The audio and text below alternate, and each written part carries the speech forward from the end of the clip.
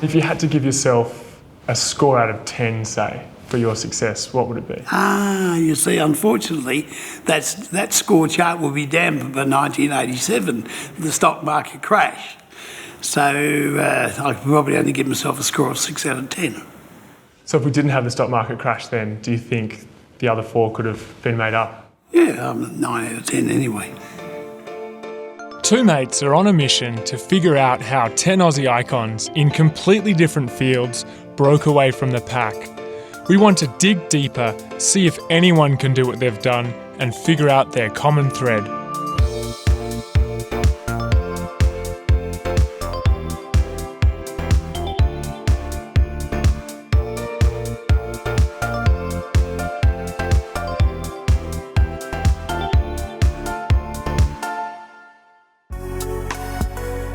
To many, Alan Bond has both hero and villain status. At his peak, the polarising entrepreneur was Australia's biggest brewer, a real estate and media mogul, and the world's largest gold producer, reported to have employed over 45,000 people. A former Australian of the Year, he managed one of the country's greatest ever sporting achievements by winning the America's Cup yacht race, and in doing so, inspired the nation. But just 9 years later, he was declared bankrupt with close to $2 billion in personal debts and sentenced to 7 years in jail. We headed back to Perth after our encounter with the widely respected judge Michael Kirby to meet with Alan, someone who became wary of interviews in his older age. After 2 years of back and forth, he welcomed us into his home for what turned out to be his last ever interview. Just wondering, what was your absolute dream in life at, say, the age of 14? My father thought that, look, you might do many things, but you better have something to fall back on. And I could draw and paint even when I was young. So he suggested I did a signwriting apprenticeship, which I did.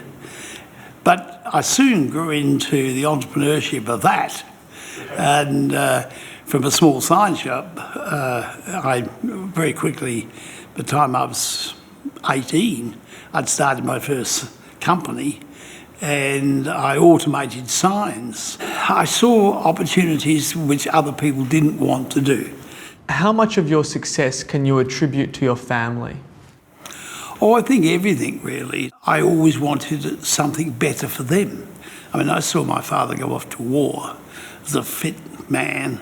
And I saw him come back on the hospital train. You grow up in an environment where not only one of your parents was affected by the war, other people were. So I think that environment encourages you to get out of that position. Born in England, Alan and his family migrated to Perth when he was 11. He dropped out of high school at 14, went from sign writing to doing property deals, and made his first million at 29.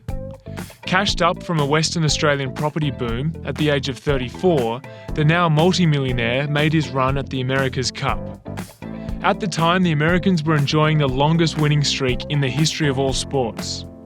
On their 4th attempt after having won just one of their previous 13 races, Bond's team finally claimed the prize in 1983, elevating Australia's status on the global stage and making him a national hero. You all did an outstanding job. You captured the imagination of the people the world over. Thank you, Mr. President. Winning the America's Cup, did that meet or exceed your expectations in terms of the profile that it gave you and your business dealings? Oh, it far exceeded it. Yeah, we can do anything, anywhere. Unfortunately, you think a little bit of ego gets control of you and you start to believe the rhetoric, which you've got to bring your feet back on the ground. In hindsight, it's a wonderful thing, mind you. And what did it mean to you personally? I mean, you were adored across the country. It stopped the nation. Were you proud? Yes, I was. Because we put together teams of yachtsmen. Individually, they were champion yachtsmen. And it took us 4 challenges to turn them into a champion team. And there's a heck of a difference. And then there were 6 million Aussies that tuned in to watch Australia 2 across the finish line. Were there any downsides to all the attention? Yes. If you're an entrepreneurial company, you have to be very careful. You don't want to be too high profile. I think that was the mistakes we made. We became too high profile. Alan didn't just gain a high profile from winning the America's Cup. He was also known for his deal-making. Around the time of the victory, Australia's banking sector was deregulated and foreign banks began throwing money at Aussie entrepreneurs.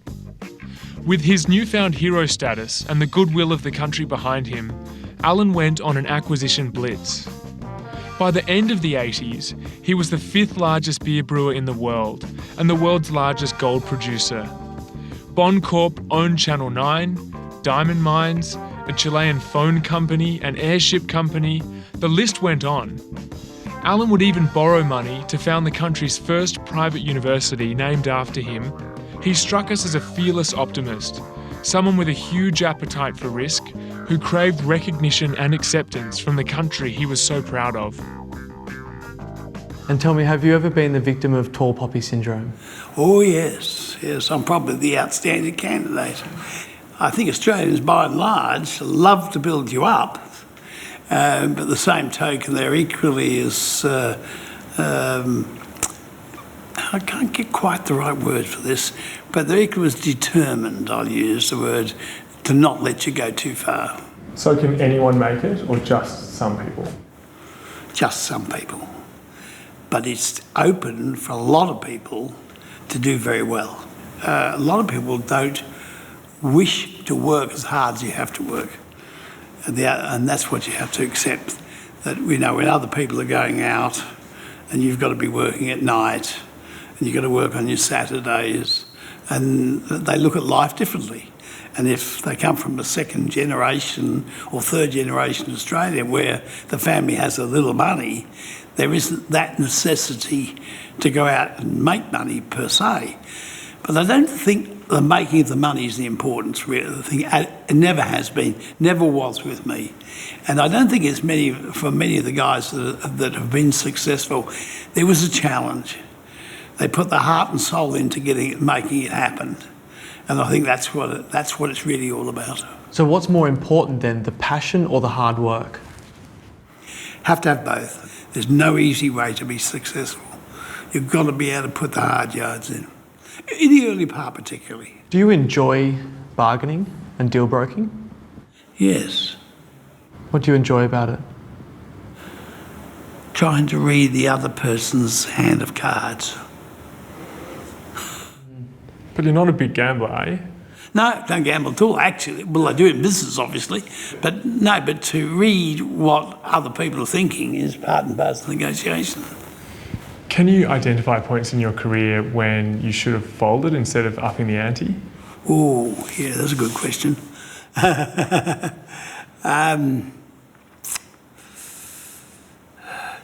Well, yes, we should never have bought the Bell Group. We didn't do enough homework. At the same time, the other deal we should never have really gone anywhere near was with Tiny Rowland, Lonro in UK. That was a mitigated disaster. He shut the door on us straight away, and then he purposely, with intent, worked to collapse Bond Corporation. Alan's strategy to buy Tiny Rowland's company, Lonro, backfired when the British entrepreneur released a damning report on Bond Corp's financial position to defend the takeover. While a lot of companies were struggling to stay afloat after the '87 stock market crash, Alan continued to roll the dice, and not just with company takeovers. He bought Van Gogh's Irises, the world's most expensive painting, for $54 million with a loan from the auctioneer, and even borrowed money to build a replica of Captain Cook's ship, the Endeavour. After accumulating over $10 billion in debts, Bond Corporation began defaulting on its loan repayments, and the company was soon declared bankrupt. But Bond fought them in the courts to the bitter end, even claiming memory lapses, for which journalist Paul Barry famously confronted him. Mr. Bond, Paul Barry from Four Corners. Remember me? You do remember me. Can I ask you how the case is going? Keep right away from me. You do remember me then? Keep right away from me. I'm offering you... He eventually pleaded guilty to dishonestly siphoning $1 billion from the newly acquired mining company, the Bell Group, and spent 4 years in jail for what would be Australia's biggest corporate collapse. Does every great entrepreneur have to bend the rules at one point or another? No, I don't believe so. Is it possible that you made these mistakes because you had so much power? Look, you can always do things better. That's the reality of it. And when you say, well, you look back and where did you make mistakes? Well, I think we realised that we couldn't finance the way we were financing. We already set the structures up for each of these entities. We were all going to be floated separately and return all the cash back. And we didn't move fast enough before the market crashed.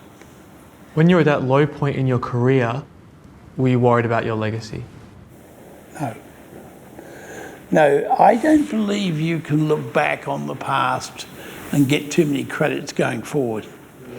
There's an old saying in business, you're good as the deal you're doing on the day, and no more. Is there a point when you think now, if I didn't make that purchase or I didn't do that deal, things would have gone better? That's a very difficult question. Well, obviously, when you're young, the opportunities you take up are small. And you soon realise that not every piece that you take on, task, is successful. I think that's the most important thing, is because it hasn't worked doesn't mean that you necessarily have failed.